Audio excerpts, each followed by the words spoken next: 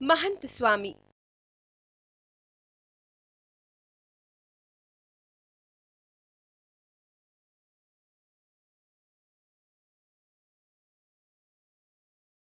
બીએપીએસના છઠ્ઠા વડા महंत स्वामी એટલે કે કેશવ જીવનદાસ સ્વામી બીએપીએસ સ્વામિનારાયણ સંસ્થાના અધ્યક્ષ અને ભગવાન શ્રી સ્વામિનારાયણની ગુણાતીત ગુરુ પરંપરાના છઠ્ઠા ગુરુદેવ તરીકે બિરાજમાન થયા છે।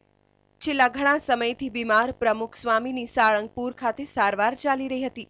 આ સમાચારથી એક તરફ સ્વામિનારાયણ સંપ્રદાયમાં ઘેરા શોકની લાગણી વ્યાપી હતી, ત્યારે બીજી તરફ બીએપીએસના ઉત્તરાધિકારી તરીકે કોને પસંદ કરવામાં આવશે તેવા પ્રશ્નો ભક્તોમાં ચર્ચાઈ રહ્યા હતા।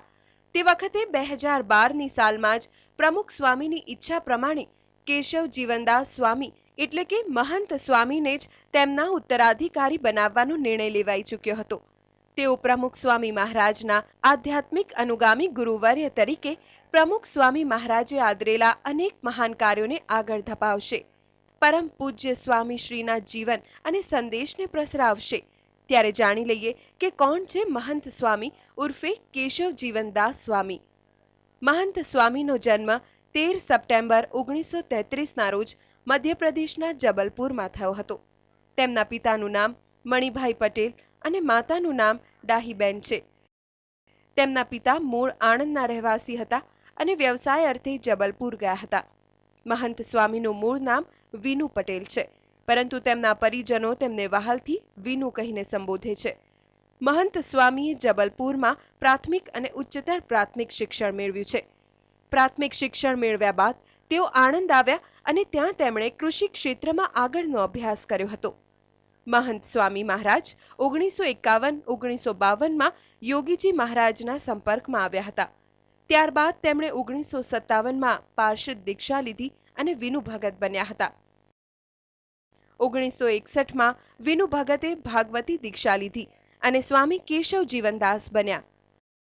બાદમાં તેમને દાદર મંદિરના મહંત બનાવવામાં આવ્યા। ત્યારબાદ તેઓ મહંત સ્વામી તરીકે જાણીતા બન્યા હતા।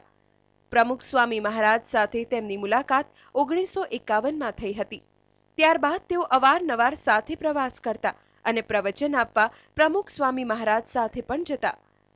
પ્રમુખ સ્વામી મહારાજને પોતાનો કાળ નજીક દેખાતા તેમણે 20 જુલાઈ 2012ના રોજ પત્ર લખીને મહંત સ્વામીને પોતાના ઉત્તરાધિકારી તરીકે દર્શાવ્યા હતા। બીએપીએસ સ્વામિનારાયણ સંપ્રદાયના વડા તેમજ વૈશ્વિક સંત પરમ પૂજ્ય પ્રમુખ સ્વામી મહારાજ માટે વર્ષ 2013 અતિ મહત્વનું હતું। જ્યારે બાપાના હૃદયનું ઓપરેશન કરાયું હતું ત્યારે દુનિયાભરના કરોડો હરિભક્તોએ પ્રમુખ સ્વામી મહારાજ માટે શ્વાસે શ્વાસ પ્રાર્થના કરી હતી।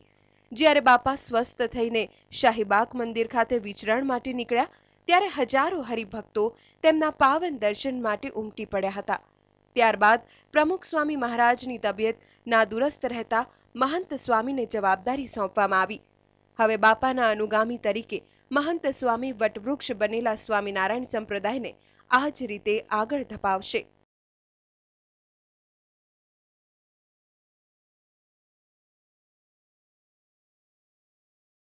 Bureau report, TV9।